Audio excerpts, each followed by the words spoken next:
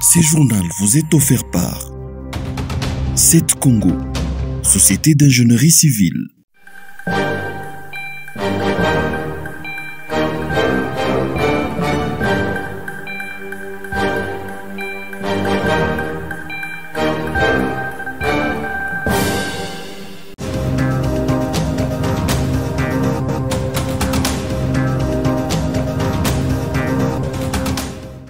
Le nouveau plan de désarmement, de mobilisation, réinsertion communautaire et sociale entre dans sa phase active. Mis en place en 2021, ce programme concerne prioritairement les provinces de l'Ituri, du Nord et Sud Kivu. Le PDDRCS vise dans un premier temps à démobiliser 50 000 combattants. Jean Bosco Bahala précise que 13 à 14 000 membres de ce groupe armé se montrent intéressés par ces processus.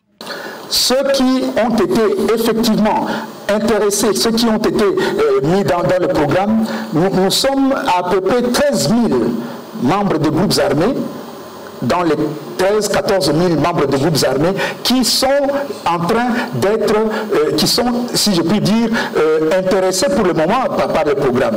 Mais dans le concret, les groupes maintenant, ceux qui vont entrer dans le relèvement communautaire, ils sont, nous sommes dans les statistiques de 5 000, 4 500 qui sont déjà suivis par nous au moment où nous parlons. Les groupes armés d'origine étrangère sont aussi concernés par ces processus. On cherche un mécanisme non militaire pour inciter les groupes armés étrangers à pouvoir déposer les armes sans coercition. Et nous sommes en train de travailler aussi à un niveau plus haut. Le porte-parole du gouvernement congolais réaffirme qu'il n'est pas question de négocier avec les terroristes. Patrick Muyaya qualifie ainsi le M23 qui occupe les territoires congolais avec l'appui du Rwanda. Le dialogue que réclame le M23 n'est pas à situer dans le travail qui s'est fait à ces niveaux. Parce que les jeunes qui ont touché les armes, qui vivent du métier des armes, il faut aller à leur rencontre. Il faut dialoguer avec eux, il faut discuter avec eux. Pour certains, ils peuvent être réticents. Il faut les persuader que ce n'est pas par les armes que vous allez contribuer à la stabilisation de votre communauté. Le gouvernement congolais et ses partenaires dans ce programme se disent décidés à le réussir.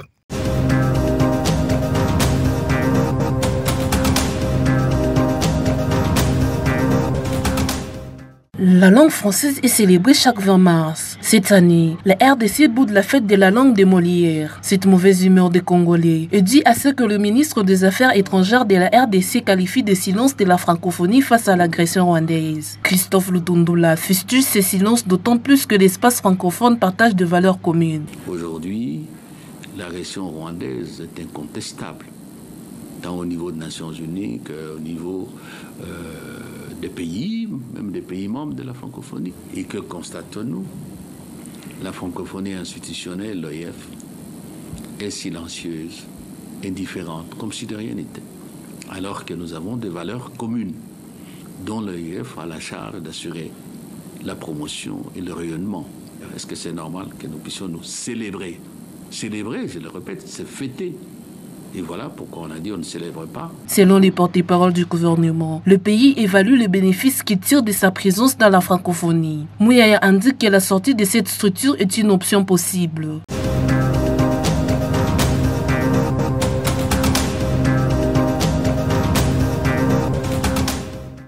La foire de femmes des médias a tenu ce vendredi sa 5e édition.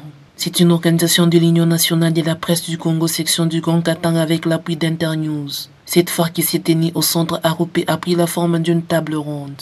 Le thème retenu cette année, investir dans les femmes journalistes pour promouvoir l'accès à l'information en faveur de plus vulnérables. Lila Snyota, assistante et journaliste dans Mangaza Télévision, a parlé sur les reportages en faveur des personnes vulnérables. La thématique sur la formation spécifique en direction des femmes pour leur permettre d'acquérir des bagages pour pouvoir réaliser des reportages en faveur des personnes vulnérables. On a pu définir comme des personnes vivant avec handicap, des personnes vivant à la périphérie. Le chef des travaux Maurice Kitoko est l'un des panélistes. Voici un extrait de sa contribution. Aujourd'hui, on ne sait pas avancer en vase clos. On apprend avec les autres. C'est comme ça que les femmes journalistes sont aussi obligées d'entrer dans différents réseaux pour apprendre, pour se cultiver, pour être reconnues. Le coordonnateur du Conseil supérieur de l'audiovisuel est l'un des participants de cette table ronde. Il explique la vulnérabilité telle qu'elle indique la loi congolaise. Mais la question qui se pose, c'est de protéger les vulnérables, les personnes vulnérables.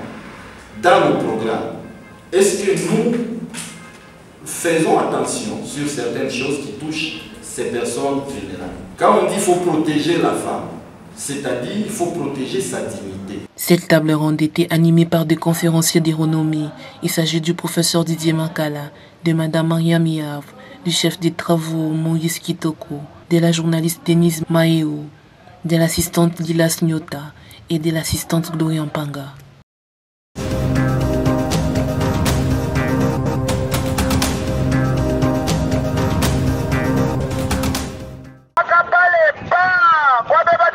L'invention des rats et des souris dans les maisons de Lubumbashi est évidente. Pour s'en prémunir ou s'en débarrasser, le louchoir recourt aux pièges et surtout au poison. L'utilisation de ces dernières techniques n'est pas sans danger, surtout pour les enfants. Les pharmaciens Kachala lancent un appel à la prudence dans l'utilisation des poisons pour rats. D'abord chez les petits enfants qui ne savent rien du tout de ce que c'est le piège. Parce qu'une grande personne sait déjà que là on a piégé les rats, je ne peux pas les toucher là-bas. C'est un grand problème qui se pose. Surtout si on a piégé les rats avec des produits toxiques en pulvérisation. Ce qui fait que la personne elle-même qui a eu à pulvériser ces produits sera elle-même la première victime avec ces produits toxiques-là. La ville de Lubumbashi ne pratique pas la dératisation, ce qui fait que ces petites bêtes pullulent dans la cité.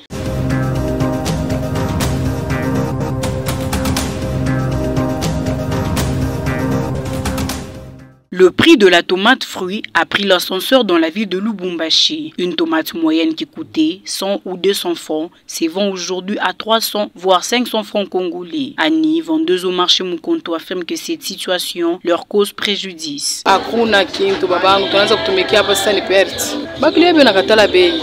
Gisèle, qui vend dans le même marché, déclare que le casier de tomates est passé de 15 à 75 voire 100 000 francs congolais. Elle dit qu'elle vend juste en désespoir de cause. Casier ça, leo on usa 70 000. Mais tomates normalement tunaanza kuuza après ma décembre, tunaanza kuuza tomate 15 000, 16 000, 20 000 ndio tomate ile ya mzuri ya minene. Mais hapa tomate hakuna moyen. C'est que tu unapotesha makuta sana sana na zaidi tu unangara kama unekala utafanya kazi kani na shitu shozobela soko et puis shozobela yako kujisha batoto batajungulikia kwa tapa nsoko banapata ko quelque chose. Jolie et grossiste, elle donne son explication sur cette hausse de prix. Tomate mumwe katurimaki tukuna importer mumwe tamuna mashamba angaria parfois munengeta 15 camions.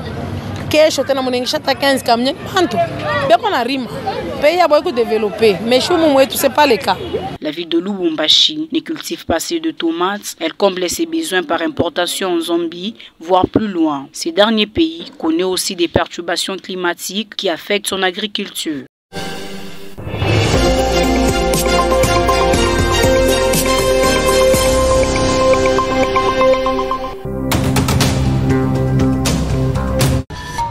Ce journal vous est offert par 7 Congo, Société d'ingénierie civile.